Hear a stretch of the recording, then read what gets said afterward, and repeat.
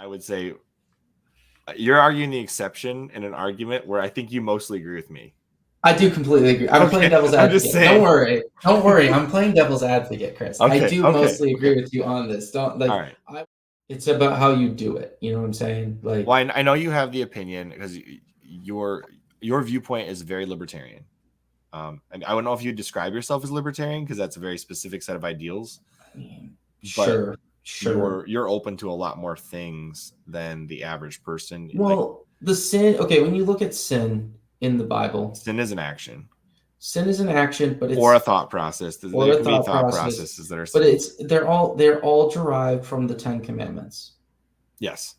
Okay. Generally speaking, yes. Generally speaking, sins are derived from the Ten Commandments.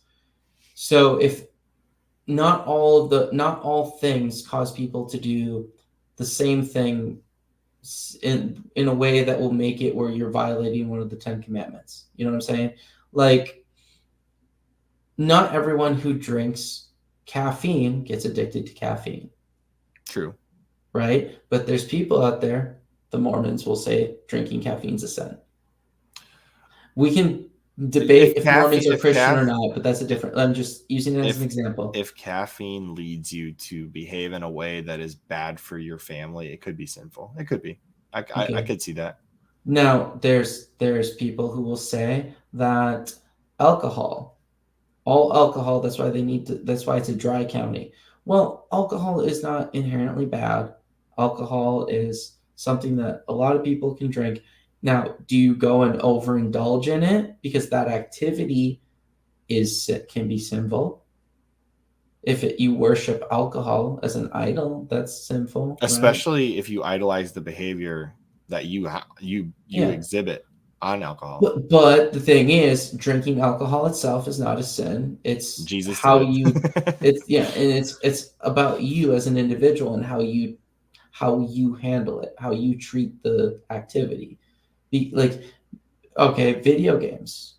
There's people who are addicted to it, or a vape pen, or cigarettes, whatever it is. Like, people can be addicted to anything out there. Anything can become their idol. Your cell phone can become your idol. Oh yeah, that happens to people. Yeah, it's one. If it's a thing that impacts your daily life, where it's dominating your thought process and impairing your other relationships and what your duties are, then it's sinful. Yes, but like, that is not a one size fits all thing, and that's why I personally don't prescribe to a lot of things as inherently sinful, where I know other people do. So I know there are definitely some things that flat out, no matter how you do them or where you get them from, they are inherently sinful. It's a very short. Well, I would argue that it's a very short list. Yes. Okay. It's a very short list. I would argue that I would argue that pornography could be sinful in any case. I would argue that. Question. Well, because it goes against one of the 10 Commandments, flat out. Okay, I can come up with a scenario where it's not. Well, I would say that okay, I guess it depends on how broad your definition is. If you're saying that the statues in like museums in Rome that are just happen to be nude included, then sure, you could argue those few things in the Roman museums would not be classified as a sin to look at. I mean, I could go even further down the lewdness here, Chris, and ask the question. It's like, if your significant other does something for you that's not cheating or anything, it's like literally just them making you content, and it's only you viewing it. Is that considered pornography? Because technically, I would say yes. Okay, is it considered sinful? But it because really, you're lusting only after your significant other, who you're married to. Okay, so that's a deeper discussion, and I've read a whole book on that. I know. I'm just saying. I would say that it's a gray area, Chris. Intent matters.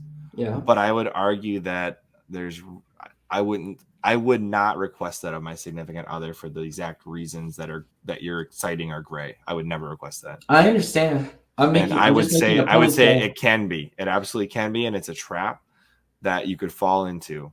And I'm just making the point that it's and gray. I would say that yes, it probably and that would be is considered sinful. that'd be considered pornography, and I would argue that not that's inherently sinful though. I would argue it probably is, but it depends on like I said, it depends on intent, and there's a lot of other factors. But I mean, I think there's a lot of consequences that could come of doing the activity, but that thing itself is not necessarily sinful per se.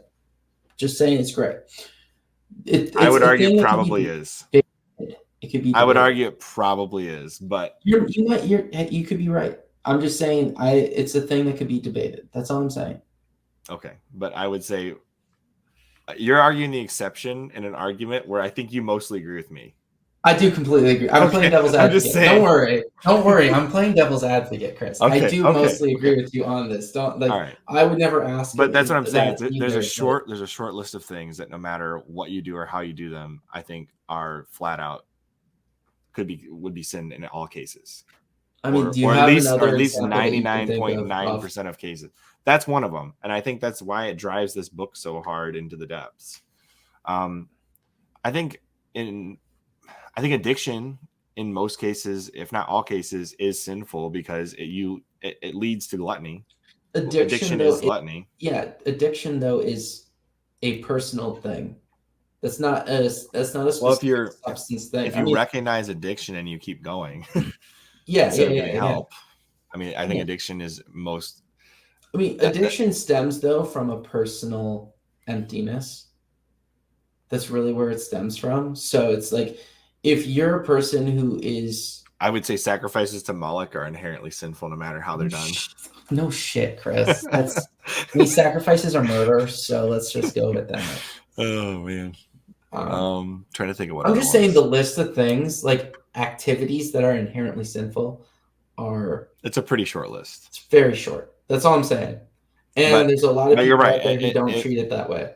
If somebody functions, and this is probably a short list of people who can do this, but if somebody were to do hard drugs and function normally and not damage their family, then it's probably not sinful, but it's dangerous behavior that could lead to sinful behavior. Yeah.